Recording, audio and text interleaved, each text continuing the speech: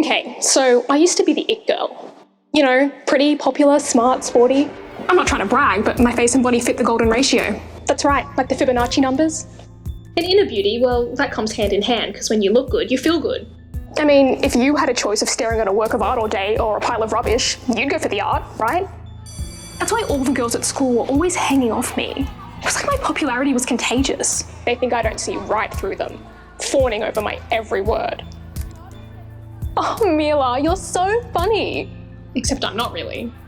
But that doesn't stop me from telling them some lame joke just to see their reaction. I still remember the first one I told them in year 3. Where did Napoleon keep his armies? In his sleeveys. Well, they threw their heads back and cackled. Allegra couldn't catch her breath. I thought she was having a heart attack. That's when I realised beauty is more than skin deep. It's power. I've always known I was pretty. Beautiful, everyone says. But I'm not stuck up enough to call myself that. I think I sensed it growing up. The looks, the attention, the jealousy. How all the girls copied me. My hair, my clothes, my expressions. How the guys would stare and then make up some dumb excuse to come and talk to me. How the teachers would nod and smile whenever I raised my hand in class. So, surprise, surprise. I was the one that always got the awards. The one whose photo was always in the school magazine. The one who got the lead in the play.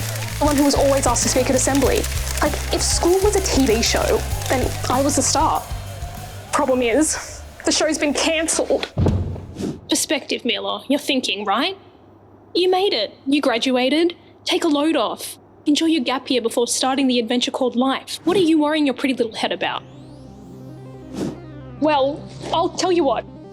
First, I got my ATAR, and despite studying non-stop, I didn't even crack 90. So much for being smart. Stupid Allegra got 96. How is that even possible? Don't worry about scaling. Study what you love. You'll do fine. That's what all the teachers told us. So even though my scores were heaps better than Allegra's, she scaled way up with law and commerce. Why the hell I did drama, I will never know. And now, thanks to my crap ATAR, I can't get into any of the courses I want. And there's no way I'm gonna live at home. I can't live at home. My mistake? I fell for the big lie. The one school fed us year after year that if we worked hard, the rewards would follow. That if we stepped up, we'd be noticed. Hey Mason, if you're listening, you might want to give up already. Well, I stepped up better than anyone, so why can't I find a job?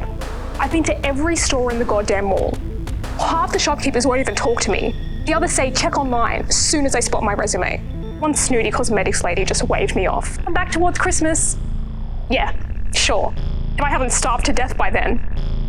For 12 years, my head's just been crammed with all this useless stuff. Like, do I seriously need to know about tectonic plates? Or the periodic table? And what the hell is the fascination with Shakespeare? If I wanted to learn a foreign language, I would have just stuck with Japanese. And polynomials? Can barely remember what they are, let alone what to do with them. Every morning I wake up worrying about all the things I don't know. Like how to do a proper budget. Not the baby budget we learned in year 11. How to change the oil in my car. What to do when the lights don't come back on after I flick the circuit breaker. How to fix the washing machine when the inlet valve flashes red. How to act confident in the job interview, but not stuck up. How to cook something that doesn't involve pasta. How to deal with the guys that hang out the car window making sucking noises at me. If I opened a school, I'd teach these things, you know? Something useful for life. I can't talk to my parents about any of this. They're still stuck on planet delusion, ruled by me, it girl, ready to take on the world. Yeah, I know, if I'm so popular, then why the hell don't I just talk to my friends? Well, I would, but they're all in Europe right now. Allegra's parents are rich, so they funded her entire trip. Tessa's parents gave her $5,000, saying you only turn 18 once. The rest of my friends saved up from their crappy jobs the past few years. Well, I didn't have time for a job when I was in school because being me was a full-time job. Not that it's gotten me anywhere. In closing, Your Honour. Isn't that what I'm supposed to say? I watched a lot of Law and Order, you know. In closing, I'm suing my school for false and misleading behaviour, for not delivering on the rewards they promised. I'm suing my friends for using me to survive high school, only to go off and live life without me. And I'm suing my parents too, for leading me to believe that every crappy bit of artwork was award-winning, every song I sang was the voice of an angel, for telling me the sky's the limit, Well, the sky's not the limit. Reality's the limit. How would you feel if you just found out your 12-year investment was a sham? That there's no security for the futures you've been trading? That the payoff for your back-breaking work, stress and sleepless nights, sacrifices and second-guessing is no job and a head full of nothing? Yeah, I'm still pretty fucking stupid.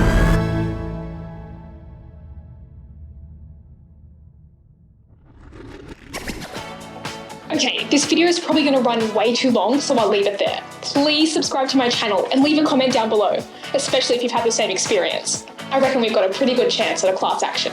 See you next week!